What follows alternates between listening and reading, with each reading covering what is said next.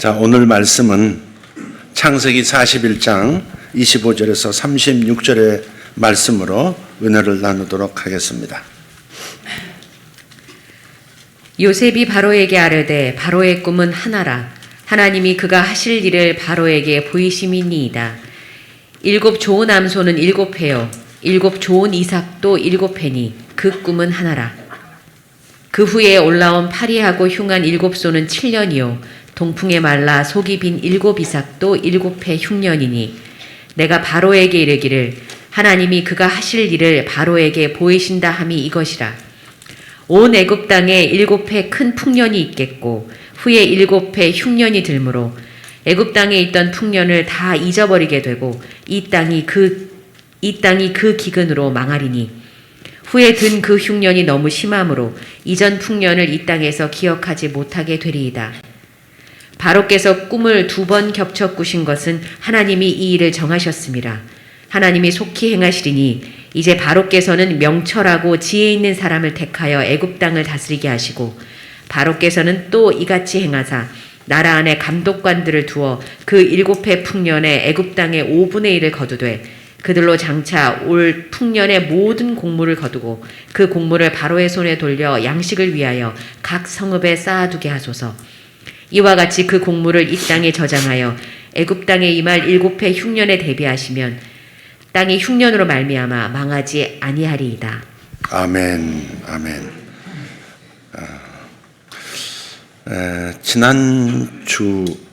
저지난주인가요? 이런 설교가 있었습니다. 가나안으로 내려가는 7단계. 아마 수요일이나 금요일 예배였던 것 같습니다. 가나안으로 내려가는 7단계.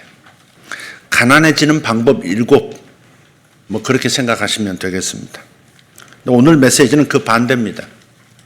부여로 올라가는 7단계. 이렇게 생각하시면 되겠고, 오늘 말씀은 그 일부라고, 그 7단계 일부라고 생각하시면 되겠습니다.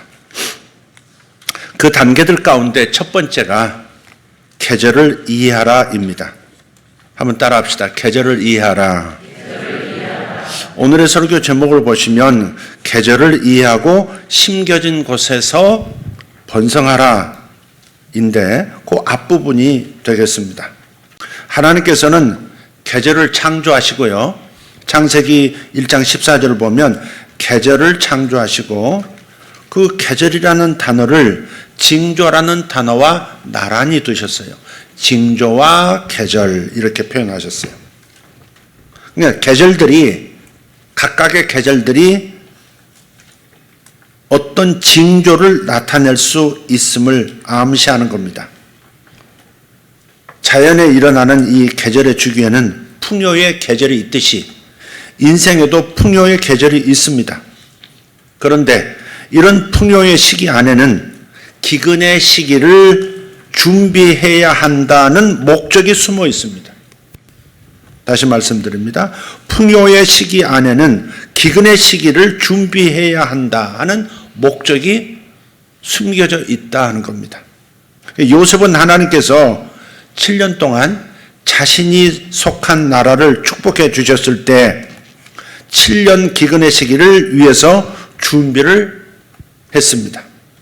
34절에서 36절을 보면 이렇게 말씀하죠. 바로께서는 그 7회 풍년에 애굽 땅의 5분의 1을 거두되 그 곡물을 바로의 손에 돌려서 양식을 위하여 각 성읍에 쌓아두게 하소서. 이와 같이 그 곡물을 이 땅에 저장하여 애굽 땅에 임할 7회 흉년에 대비하시면 땅이 이 흉년으로 말미암아 망하지 않게 될 것입니다. 여러분, 계절을 이해하시기를 바랍니다. 자연에도 국가에도 그리고 인생 개인에게도 계절이 있다는 것을 이해하십시오. 여러분께서 지금 풍요의 계절에 계신다면, 그렇다면 이 풍요의 계절에 여러분이 가진 모든 씨앗을 먹어서는 안 되는 것이겠죠. 씨앗을 먹어버리면 다음 해를 기약할 수 없습니다. 풍요의 계절, 풍요의 시기에는 준비를 위한 시기라 그렇게 생각하시면 됩니다. 그렇게 한다면 우리 주변의 다른 사람들이 재정적으로 몰락할지라도 우리는 여전히 번성할 줄 믿습니다. 우리는 창세기 41장 요셉의 이야기를 통해서 하나님께서 그렇게 디자인하셨다는 것을 분명히 볼 수 있습니다. 풍요의 계절은 반드시 이렇게 살아야 한다는 디자인입니다. 풍요가 왔느냐? 넘치는 계절이 왔느냐? 그렇다면 이렇게 살아야만 한다. 그 이렇게는 뭐예요? 기근의 시기가 올 텐데 그때를 준비하라. 이게 하나님의 디자인입니다. 반대로 여러분이 현재 기근의 계절, 기근의 시기를 통과하고 계시다면 여러분이 현재 가진 그것으로 신뢰를 얻어야 합니다. 굉장히 어려운 계절을 통과하고 있어요. 그럼에도 불구하고 현재 가진 것들이 있어요. 어렵지만 가진 것이 있어요. 그걸 가지고 신뢰를 확보해야 합니다. 당신이 현재 가진 것으로 신뢰를 얻는다면 하나님께서는 당신에게 더 많은 것을 맡겨주실 거예요. 누가복음 16장 9절에서 말씀하셨습니다.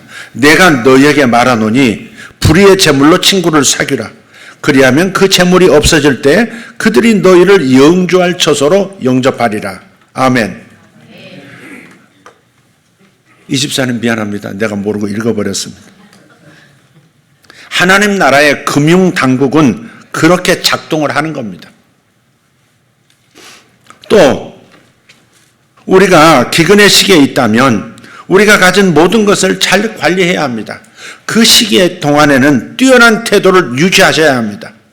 뛰어난 태도라는 건 뭐냐? 게으르지 않고 부지런한 태도를 가지고 사는 것을 말합니다.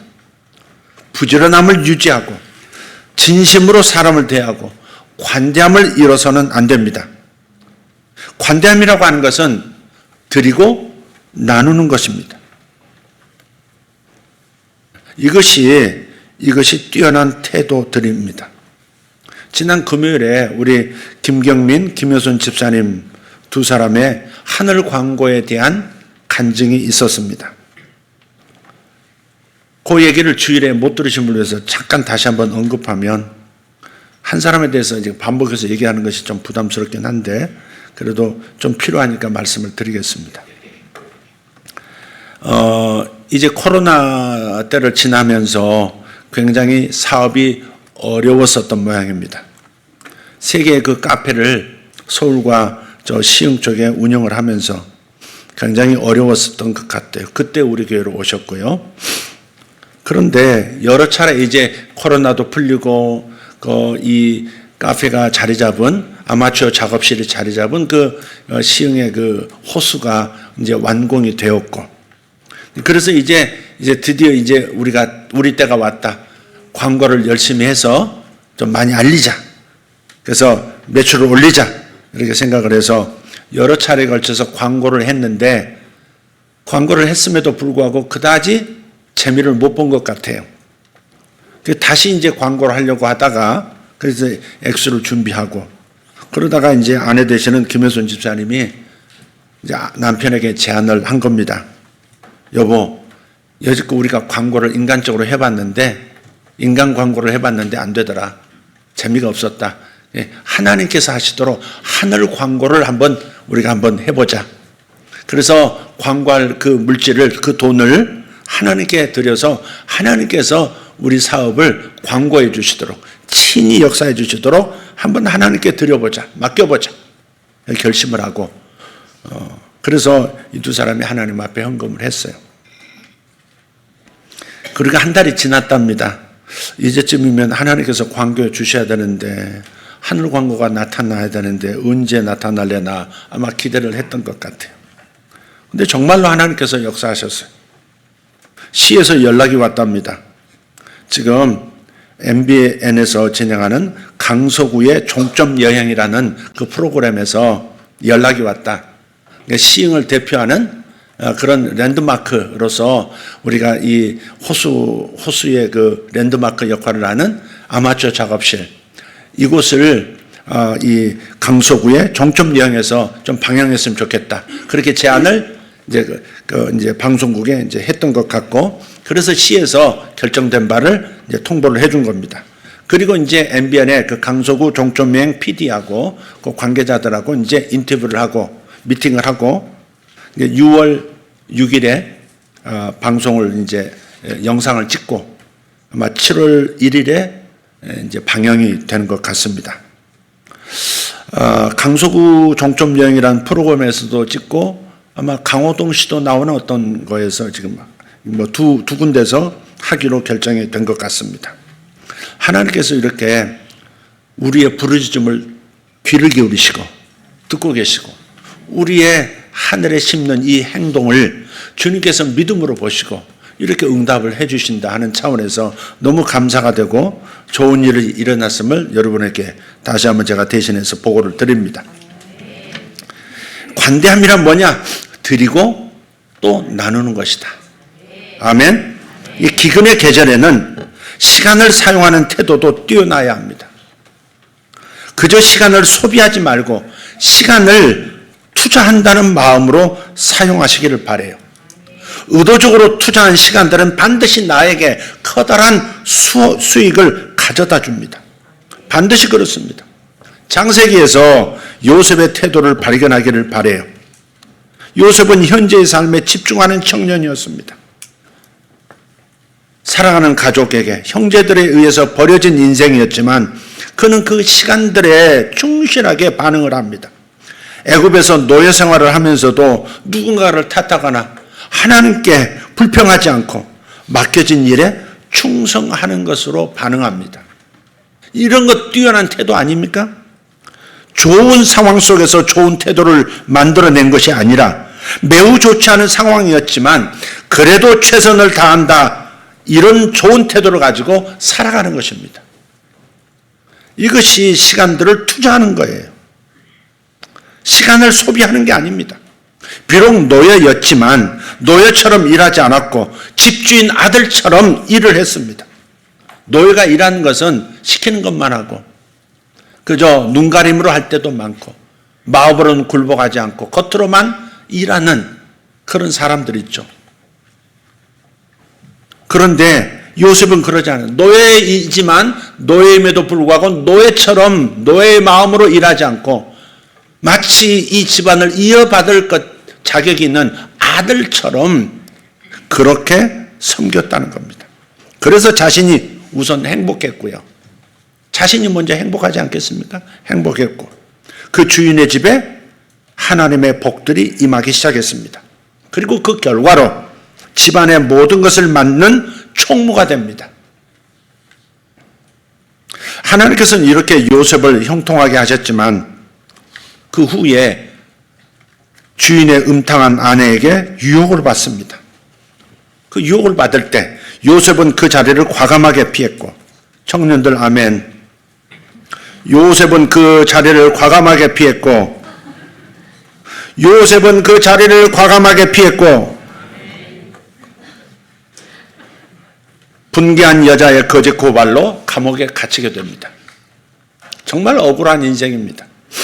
거기서도 요셉은 그럼에도 불구하고 성실이라는 훌륭한 태도를 유지합니다. 성실이라고 하는 것은 정성성자의 열매실자죠. 정성을 다해서 실천함 그런 뜻. 무엇을 하든 정성을 다해서 실천하는 것, 그게 성실입니다. 그리고 요셉은 감정에 따라서 상황에 따라서 업다운을 오고 가지 않습니다.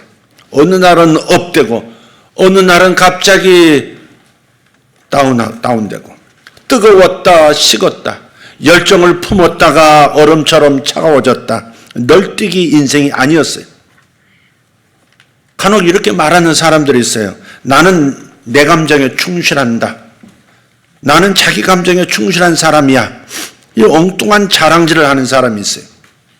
그런데 하나님의 사람은 진리에 충실한 사람인 줄 믿습니다. 자기 감정에 충실한 사람이 아니라 하나님의 진리의 말씀에 충실한 사람들이 하나님의 사람인 거예요. 럭비공 위에, 럭비공 아시겠죠? 길쭉한 럭비공 위에 성경책을 올려놓는 그림이 있습니다. 전도하고 가르칠 때 사용하는 그 CCC에서 만든 아마 그 자료, CCC인지 IMF인지, IMF가 아니라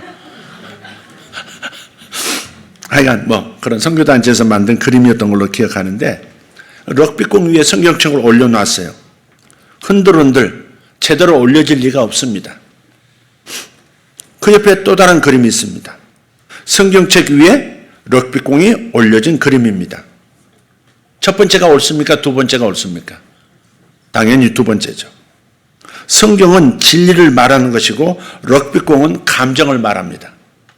그러니까 자기 감정을 진리 위에 올려놓을 때만 온전한 삶을 유지할 수 있다는 비유입니다.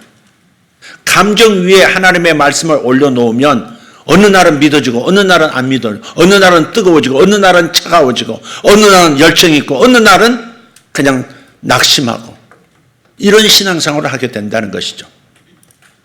그래서 오직 우리는 진리의 말씀 위에 자기 감정을 올려놓고 진리의 말씀이 그렇다면 그러하고 진리라면 아니라면 아닌 자기 감정에 충실한 사람이 아니라 진리에 충실한 사람이 Man of God, 하나님의 사람이다. 요셉은 감옥에서 마주치는 사람들 한 사람 한 사람을 진심으로 대합니다. 그 얘기도 성경에 있어요.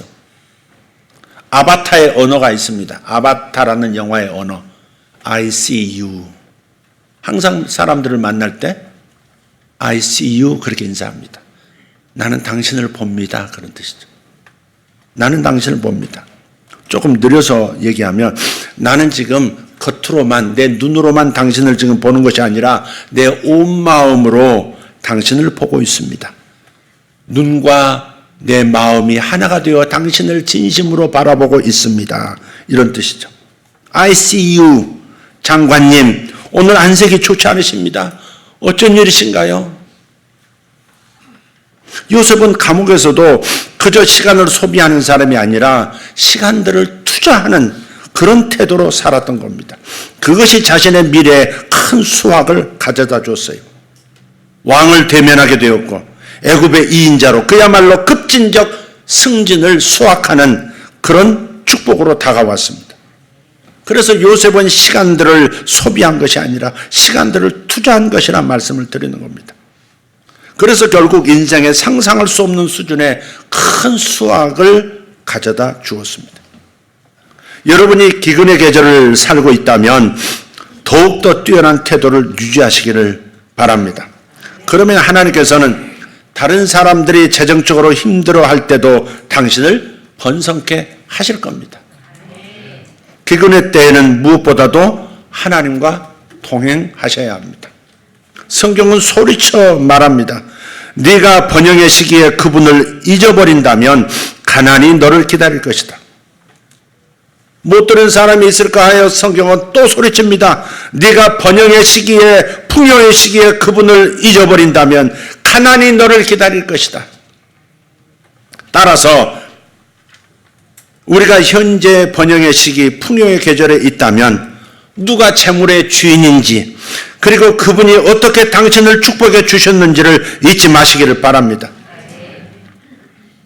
자주 강조할 수밖에 없는 것이 있는데 11조로 그 사람의 믿음을 볼 수밖에 없습니다. 마음을 어디에 두느냐. 돈을 가지고 자신의 마음을 표현할 수 있는데 자신의 신앙을 표현할 수 있는데 11조로 그분이 나의 축복의 근원이 되심을 인정하십시오.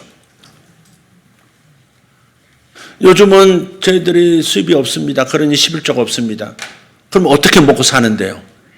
어떻게 밥은 어떻게 먹는데요? 옛날에 우리 초기에 우리 어머니 때 아버지 때 신앙생활 하시던 분들을 보면 이 성미를 뜬다 그래요. 성미. 김성미가 아니고 성미. 거룩한 쌀. 그래서 밥을 할 때 한 1인분이 10숟가락 쌀이라면 10숟가락 한 숟가락을 떠서 따로 이렇게 봉투에 담아 놓습니다. 11조를 쌀로도 드리는 거죠. 현찰이 없으니까 그냥 그날 먹고 사니까. 그래서 거기에서 쌀을 떠서 이렇게 넣기도 했어요. 얼마나 정성스러운 자기 신앙 고백입니까? 그러니 그런 분들이 기도하면서 대한민국을 이런 부강한 나라가 되도록 기도했고 축복했기 때문에 이렇게 된 줄 믿습니다. 예. 11조로 그분이 나의 축복의 근원이 되신다는 것을 꼭 인정하시고 고백하는 역사가 있기를 바랍니다. 이걸 놓치는 사람은 기근의 때 씨앗을 먹어버리는 사람과 다를 바가 없습니다. 두 번째 단계입니다. 심겨진 곳에서 번성하라입니다. 설교의 제목의 뒷부분입니다. 심겨진 곳에서 번성하라. 같이 하자고 한 얘기입니다. 다시 심겨진 곳에서 번성하라. 첫 번째가 뭐였죠? 계절을 이해하라. 두 번째, 심겨진 곳에서 번성하라. 제가 번영의 7단계 그러니까 구토에 나게 돈을 사랑하지 말고 많이 하세요. 지금 그 얘기하는 거 아닌가 아시죠? 네. 두 번째 단계는 심겨진 곳에서 번성하라입니다. 사람마다 소원이 있어요. 가고 싶은 곳이 있고요. 하고 싶은 꿈이 있고 이루고 싶은 비전이 있습니다. 그런데 문제는 꿈이 성취되지 않은 것으로 인해서 실망하는 사람들이 많다는 것입니다. 이때 잘 생각해야 합니다. 마귀는 당신이 현재 있는 곳에서 어떻게 번성하는지에서 벗어나서 당신이 가지지 않은 것에 초점을 맞추게 합니다. 현재 가지고 있는 것으로부터 내 시선을 아직 가지지 않은 것에 초점을 돌리게 만드는 것. 그게 마귀의 작전이라는 거죠. 그러니까 만족도 없고 감사도 없고 미래에 대한 동력도 얻지 못하는 거죠. 마귀는 그렇게 역사하는 거예요. 현재를 바라보지 않고 현재 무엇을 해야 할까를 생각하지 않고 미래에 가고 싶은 곳만 바라보도록 만드는 것이 사탄의 역사다. 그런 사람들은 이렇게 말해요. 목사님, 이 사업이 커지면요 직원들에게 풍족하게 베풀 겁니다. 미래로 시선을 항상 옮겨요. 남편이 바르게 행동하기만 하면 저도 그 사람에게 훨씬 친절해질 거예요. 그런 분 손 들어봐요. 내 아내가 바가지만 긁지 않는다면 저는 제 아내에게 종종 꽃을 사줄 생각입니다. 하지만 이런 말은 맞지 않습니다. 미래를 약속하는 말은 사실은 믿을 수 없는 것이 사람입니다. 우리는 현재 우리가 사는 환경에서 번성해야 합니다.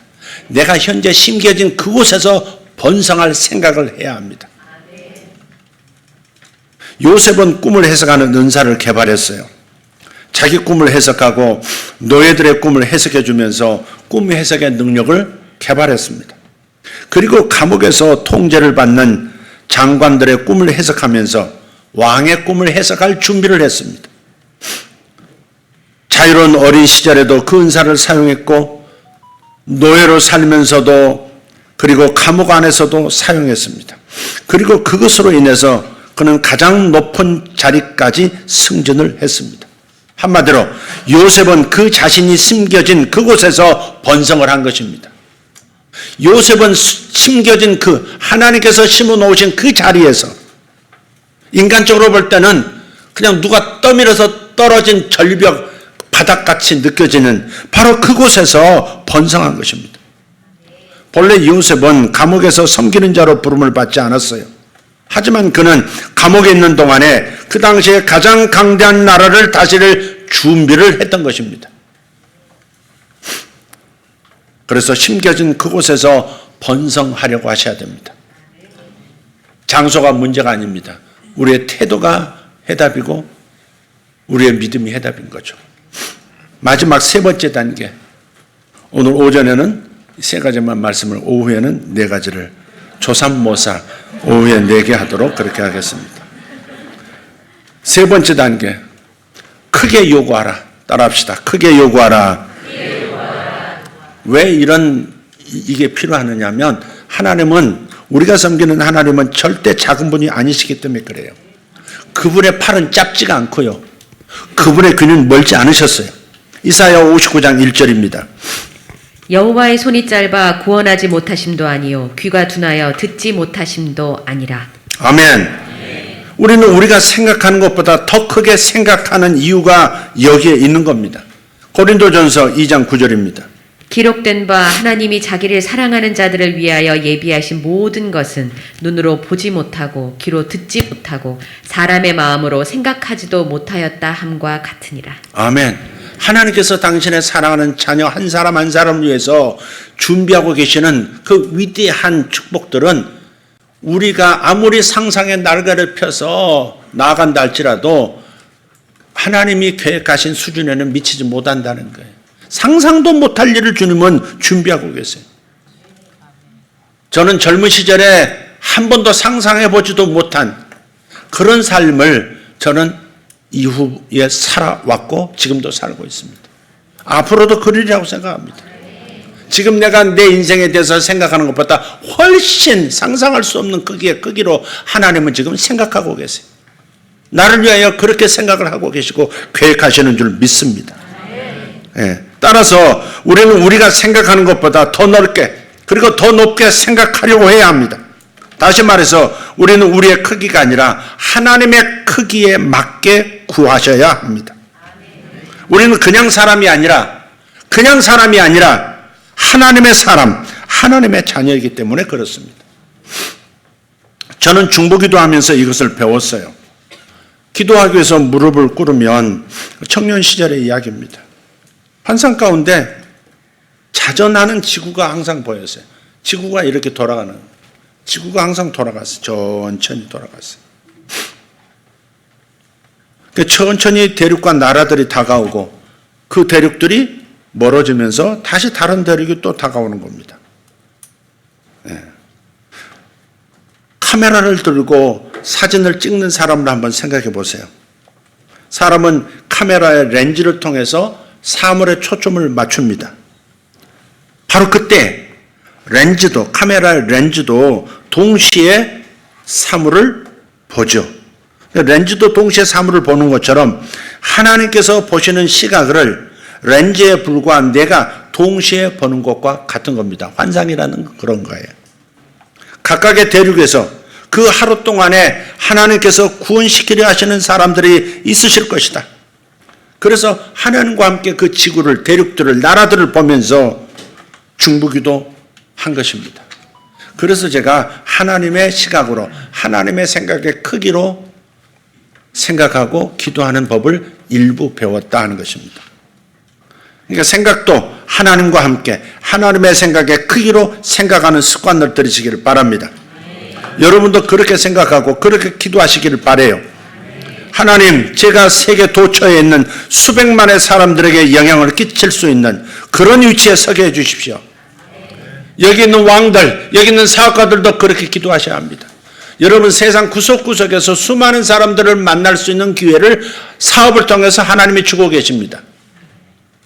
그래서 여러분들이 그 위치에서 어떻게 사람들에게 영향을 끼칠 수 있을 것인가, 더 크게 영향을 끼칠 수 있는 위치로 하나님께서 세워주시도록 구하시기를 바라요. 또 이렇게 기도하셔야 합니다. 저에게 영향을 받은 사람들이 나가서 또 다른 수백만의 사람들에게 영향을 미치게 해주십시오. 수천의 가정들이 올바로 서게 해주시고 당신과 올바른 관계를 맺게 해주시고 그들이 번성케 되는 원리들을 그들이 알게 해주십시오. 성경은 말씀합니다. 지혜가 필요한 사람들에게 지혜를 주시니 지혜를 구하라. 야고보서 1장 5절입니다. 너희 중에 누구든지 지혜가 부족하거든 모든 사람에게 후히 주시고 꾸짖지 아니하시는 하나님께 구하라. 그리하면 주시리라. 그리하면 주시리라. 할렐루야. 하나님께서는 번영을 향한 단계들을 따라오라고 우리를 지금 초청하고 계세요. 계절을 이해하고 심겨진 곳에서, 심겨진 바로 그곳에서 번성할 생각을 하고 크게 요구하는, 크게 구하는 사람들 되라 하십니다. 그분이 우리를 축복하실 수 있도록, 그분이 우리를 번성케 하고 싶으신 만큼 우리를 번성케 하실 수 있도록 그분께 순종할 마음이 나에게는 있는지 살피시기를 바라요. 주님께서 나를 번성케 하실 수 있도록 나는 기꺼이 믿음을 가지고 따라갈 준비가 되어 있는지 자신의 마음을 살피세요. 하나님께서는 우리가 강건케 되기를 원하시고요. 또 범사에 잘 되기도 원하세요. 아멘입니까? 요한 3서 1장 2절에서 약속하세요. 사랑하는 자여 무엇보다 내 혼이 잘됨 같이 내가 번성하고 강건하기를 바라노라. 아멘. 하나님께서는 자기 자녀들이 모든 속박들, 재정적 속박들을 포함해서 모든 속박들로부터 자유케 되기를 원하세요. 아멘. 오늘 아침 운전하고 교회로 오면서 방송에서 그런 얘기를, 뉴스에서 그런 얘기를 하더라고요. 40대 미혼모신데 슈퍼에 가가지고 분유하고 기저귀하고 훔쳐서 나오다가 경비원한테 잡힌 거예요. 경찰에 신고가 됐겠죠. 파출소에서 순경들이 와서 체포를 했어요. 그런데 파출소에 와서 말하는 겁니다. 애 먹일 분유가 떨어져가지고 돈은 없고 그래서 훔친 거라고. 우리 애 먹을 것 좀 얻으려고 내가 이렇게 할 수밖에 없었다고. 근데 그런 사람들이 많다는 거예요. 그래서 그 순경이 그래서 뭔가 이제 가슴에 닿은 게 있었던 모양이에요. 자기도 얼마 전에 애를 낳았는데 애기 먹일 분유를 구한다니까 그냥 거짓말일 거야. 이렇게 지나칠 수가 없었던 거예요. 그래서 당신 집에 가봐도 되냐. 동의를 구하고 동의를 얻어서 그 집을 갔더니 원룸인데 애가 방석 위에 그냥 눕혀져 있고 분유통은 있는데 분유는 하나도 없고 그런 모습을 발견한 거예요. 그래서 그 순경이 다시 슈퍼로 가가지고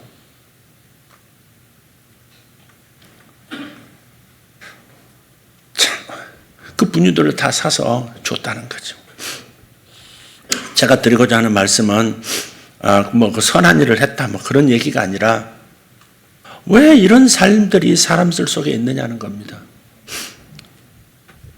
왜 40대에 미혼모가 되어서 애를 낳았어야 하고 애를 길러야 하고 또 애를 먹일 수가 없는 이런 상황이 왜 있어야 하느냐는 거죠. 사탄이 해놓은 짓을 보십시오. 하나님의 형상대로 지음받은 인간 세계를 향해서 사탄이 저지른 일을 보십시오. 하나님께서 저들을 굶주리게 하는 게 아니고 인간 스스로 마귀와 협력해서 마귀가 분탕치를 쳐놓은 인간 세계의 이 비참한 모습을 보라고요. 어떻게 해서 그렇게 가난해지는 그 7가지 비결을 고스란히 떠안고 사는 모습으로 살아가는 겁니까? 세상에 이런 일들이 너무 많을 겁니다. 거기에 죄를 묻고 처벌을 하고 하는 문제에 앞서서 이것은 생존에 관한 문제고 자기 목숨보다 더 귀한 자기 자식을 살려야 하는 그런 입장이니까 다른 걸 물을 수가 사실은 없습니다. 아까 그분은 그전에도 훔치다가 걸려서 벌금형을 받았는데 그걸 못 갚아가지고 또 이제 수배가 되어 있는 상태였답니다. 그러다가 또 이제 훔쳤던 거죠. 아기를 먹여야 하는 아버지는 어디 있는 것입니까? 왜 이렇게 살아야 하는 것입니까? 사람들은 왜 이런 선택을 하면서 살아가는 것일까요? 그런데 인간 탓을 하기 전에 하나님을 원망하기 전에 보이지 않는 우리의 적, 보이지 않지만 분명히 실존하는 사탄이 악한 영들이 우리의 삶을 이렇게 망가뜨리고 있다는 것이죠. 그것이 너무 안타깝습니다. 너무 분합니다. 그래서 우리는 재정적으로 번영하는 법을 우리는 스스로 취득하고 진리의 말씀을 통해서 벗어나야 하는 겁니다. 너무 기가 막힐 웅덩이 아닙니까? 자식을 그냥 방석 위에 눕혀놓고 얘 먹일 분유를 찾아서 훔치러 나가야 되는 그 상황을 한번 생각해 보세요. 너무 분합니다. 이런 것들이. 이렇게 재정적으로나 정신적으로 포로된 사람들에게 해방을 주시고자 하는 것이 아버지 하나님의 뜻인 줄 믿습니다. 누가복음 4장 18절 19절 보면 예수님의 공적 사역의 출정식입니다. 이렇게 선포합니다. 주의 성령이 내게 임하셨으니 이는 가난한 자에게 복음을 전하게 하시려고 내게 기름을 부으시고 나를 보내사 포로된 자에게 자유를 눈먼 자에게 다시 보게 함을 전파하며 눌린 자를 자유롭게 하고 주의 은혜의 해를 전파하게 하려 하심이라 하였더라. 아멘. 우리 하나님 아버지께서는 당신의 자녀들이 무언가에 눌려 지내는 것을 싫어하십니다. 우리가 뭔가에 눌려 지내는 것을 싫어하세요. 어제 조재민 집사 가정에 입주 위례라는 도시죠. 신도시 입주 감사 예배를 드리러 신방을 했습니다. 근데 아침부터 일어나서 그 가정에 신방을 갈 텐데 무슨 말씀을 전해야 합니까? 무슨 말씀을 나눠야 합니까? 그렇게 기도를 하는데 이런 감동을 자꾸 주시는 거예요. 그 가정은 지금 가나안에 들어간 게 아니야. 지금 새 집 좋은 도시에 지금 당첨돼서 들어갔다고. 근데 그게 가나안에 지금 들어간 게 아니야. 이제 막 출애굽한 거야, 그 가정은. 다시 기도해도 아니 출애굽을 했니 지금. 아니 그 가정에 와서 신방 예배 드리면서 출애굽했느니라 그렇게 말할 수도 없고. 이제 막 탈출을 했다는 거예요. 출애굽을 했다는 거예요. 그래서 계속 헷갈렸습니다. 근데 그 가정에 가서 이제 마지막으로 이제 하나님하고 그냥 실갱이 하면서 성경 말씀으로 좀 주십시오. 기도하는데 시편 144편을 또 주시는 거예요. 근데 114편 114편 1절을 보니까 그들이 애굽에서 나온 그 얘기가 그 1절에 있는 거예요.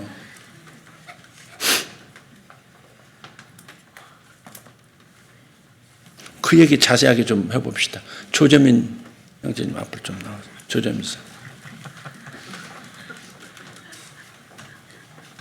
이게 무슨 뜻이었는지 제가 저 사람의 얘기를 듣고 내가 물었어요. 설교하다가 도대체 난 이게 도대체 무슨 뜻인지 모르겠다. 왜 니들이 출애굽했다고 하나님 말씀하시는 거냐 물어봤어요. 좋은 일인데 왜 출애굽이라고 얘기하냐. 물론 출애굽도 좋은 거지만은 니들이 뭐 출애굽해야 될 일이 뭐냐 이렇게 물어봤더니 얘기를 하더라고. 이 얘기 뭔지 조금 얘기해봐요. 예, 저희가 마이크 가까이 대고. 그 예전에 한참 그 집값이 한참 고점일 때가 있었어요. 그리고 과열돼서 다들 이제 집 연끌을 사야 된다고. 그리고 이제 금리도 이제 거의 제로 금리 때 이제 해서 다들 좀 마이너스 통장 다 파고 다 많이 하셨잖아요. 그래서 저희도 이제 남들과 마찬가지로 이제 이때는 집을 못 산다고 이제 해서 이제 와이퍼가 저하고 이제 풀 한도로 이제 마이너스 통장 다 해서 이제 준비를 하고 이제 청약을 이제 준비를 했는데 또 어떻게 하나님의 도우심으로 이렇게 좋은 리뷰의 신도시에 이게 저희가 돼가지고 이게 계약금을 다 이제 다 마이너스 통장으로 다 부담을 한 상태였고 거기에 추가로 이제 중도금 대출도 다 받은 상태였어요. 근데 뭐 저희가 또 신혼도 그 전세도 들어가는데 그것도 풀 대출로 좀 많이 받은 상태였고 몇 프로인데? 시작할 때는 이제 2%로 들어가는데 아니 그게 아니라 대출금이 그 전세금이 얼마냐고 몇 프로나 되냐고. 금액으로 금액이 아니라 몇 프로로 얘기하면 되지. 거의 재정의 한 80% 정도 대출을 받은 상태였습니다. 그래서 전세 자금이 뭐 3억이면 2억 4천 대출을 받은 상태였는데 좀 약간 부채가 좀 굉장히 높은 상태였죠. 거기에 또 제가 또 투자도 한 게 있어가지고 좀 자금이 좀 많이 좀 묶인 상태도 있었고 이제 자금이 좀 돌지 않은 상태에 있었습니다. 그런데 또 금융 또 위기가 또 닥치면서 금리도 이제 많이 올라가게 되었고 이제 저희가 대출 받은 게 처음에는 전세자금 대출은 이제 거의 2% 받았는데 나중에는 이제 5%로 올라가고 이제 마이너스 통장도 거의 1%에 받았던 게 이제 9%까지 올라가게 됩니다. 그래서 뭐 실 금리가 이자가 이제 보통 우리가 100에서 200 정도 됐다고 치면은 그게 900만 원, 700에서 900 정도까지 올라간 상태가 됐고요. 그거를 이제 계속 버티는 상황이었는데 이제 그거를 또 제가 투자했던 그 잔고에서 계속 이제 메꾸는 상태까지 돼서 거의 제로까지 내려가는 상태가 돼서 이제 그렇게 버티는 상태였고요. 근데 이제 다행인 거는 이제 저희가 그 이사를 가면서 대출 금리 상태가 굉장히 그 이자가 낮은 걸로 들어갔어요. 그래서 만약에 그 담보대출을 받게 되면은 1.2%로 들어갈 수 있는 조건이었고요. 다만 이제 걸리는 거는 저희가 투기 과열지구로 묶여 있었기 때문에 40% DSR 적용이 됐기 때문에 이제 LTV도 40%였고요.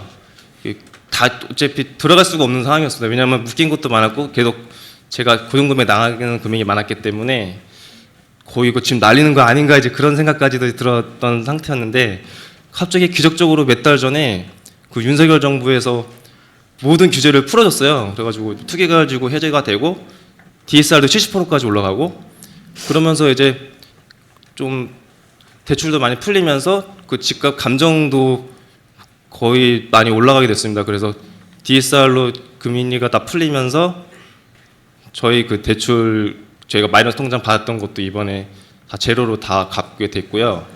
모든 부채가 다 많이 줄일 수 있고 이제 빚이라고 그래. 부채 그러지 말고 유치하게 하지 마. 빚이 많이 거의 다 해결이 됐고 그리고 오히려 더 지금 저희가 전세 자금하고 이자로 냈던 금액보다 지금 원금을 갚는 금액이 거의 30% 정도에 불과할 정도로 굉장히 재정이 많이 좋아졌어요. 그래서 지금 마이너스에서 플러스로 다시 전환이 됐고 또 제가 다시 거의 했던 그 투자했던 자금도 많이 지금 회복이 돼서 많이 지금 풍요롭게 많이 회복이 됐습니다. 그래서 늘 했던 말이 뭐였다고?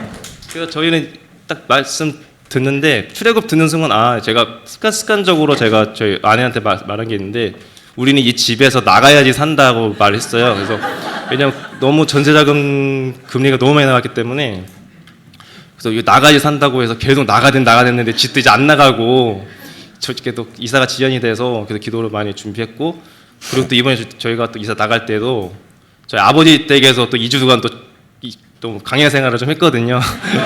그래서 재정적으로나 물리적으로나 둘 다 지금 출애굽을 또 많이 저희 상황이 출애굽 상태였습니다. 네.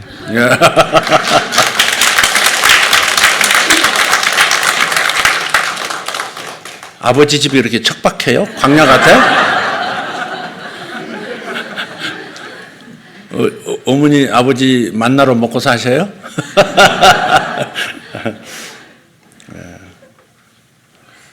여러분 재정적으로 속박되어 있는 것 그것에 지쳐 있는 사람이 또 계십니까? 거기로부터 자유케 되기를 원하시나요? 그러면 여러분의 길을 그분께 기도하면서 맡기십시오. 그리고 하나님의 금융왕국 시스템에 맞추어서 사십시오. 하나님께서 어떻게 하면 번영으로 간다라고 하는 단계들을 제시하셨으니까 거기에 하나님의 법칙에 협력하면서 사시라는 겁니다. 그러면 자유가 속히 올 겁니다. 하나님께서는 빚에 눌려서 사는 삶을 기뻐하시지 않기 때문에 그 안에 오래 두시지 않아요. 제가 지난 금요일날 우리 송준석 간사님한테 그냥 불특정 다수를 대신해서 송준석 간사님에게 얘기를 했어요. 빚이 있으면 밥 먹지 말고 라면 먹어라. 라면 먹어라. 외식은 물론 집에서도 쌀 먹지 말고 라면 먹어라. 라면 값도 좀 부담스럽거든. 하루 한 끼만 라면 먹어라. 제가 그렇게 말했다고 해서 혹시 상처받은 분 안 계셨나 모르겠습니다. 그럴 각오로 빚에서 벗어나려고 해야 된다 하는 말씀을 드린 거죠. 어쨌든 하나님께서 여러분을 재정적인 속박 그리고 모든 정서적인 속박으로부터 해방시키시기를 탈출시키시기를 원하세요. 주님만 잘 따라오시면 되는 겁니다. 마음으로 거부하지 말고 반항하지 말고 그분이 나보다 뛰어나신 분이시니까 더 큰 계획을 가지고 계시니까 그냥 따라오시면 됩니다. 주님을 따라오는 것 그래서 주님과 동행하는 것이 바로 신앙생활 아니겠습니까? 주님은 선하신 분이고 선한 계획을 준비하고 계시고 그저 순종해서 따라오기만 하면 그 가나안 땅으로 들어갈 수 있는데 출애굽할 수 있고 가나안으로 들어갈 수 있는데 마음으로 거친 돌을 두지 말고 내려놓고 순종하는 어여쁜 마음을 가지고 사시기를 예수 이름으로 축복합니다. 기도하겠습니다. 하나님 감사합니다. 계절을 이해하고 심겨진 곳에서 번성하고 그리고 큰 것을 요구하라 하신 하나님의 그 높으신 뜻을 오늘 깨닫고 아멘 했습니다. 주님, 이제는 우리가 믿었으니 알아들었으니 행동할 때입니다.